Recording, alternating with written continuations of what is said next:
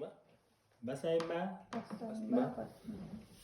Dostlar, bugün Koreya elinde осындай айдаһар деген жемісті питахая дейді. Қазір жеп көреміз, дамығандай. Сіздермен бөлісетін боламын. Бисмиллахиррахманиррахим. Бұны жеу үшін осылайынан ортасынан бір бөледі екенсің да. Мінекей, іші осындай болады.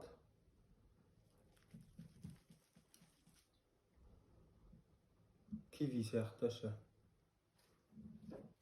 Бұны кеше біреуін қасықпен жегенбіз. Бұны енді қасықсыз жеп көрейік.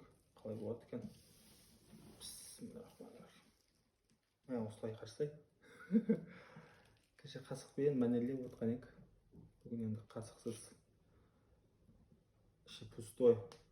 Бисмиллахиррахманиррахим.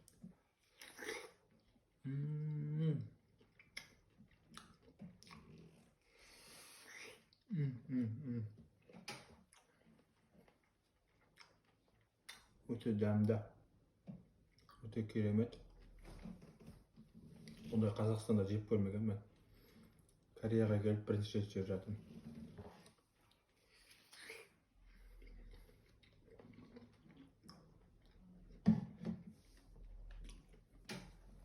Дәмі өте ұнап қалды маған.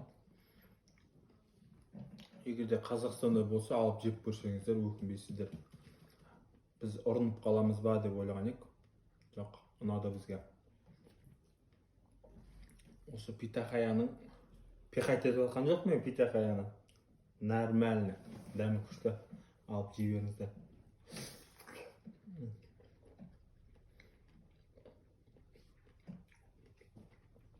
Онда бір 7 деген балл қоямын.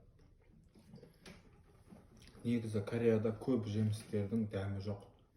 Алма болсын, банан болсын, апельсин болсын, киви болсын.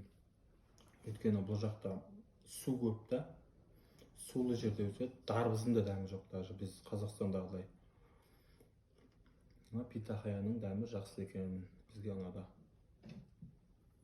Лайк басып қолдап кетіңіздер.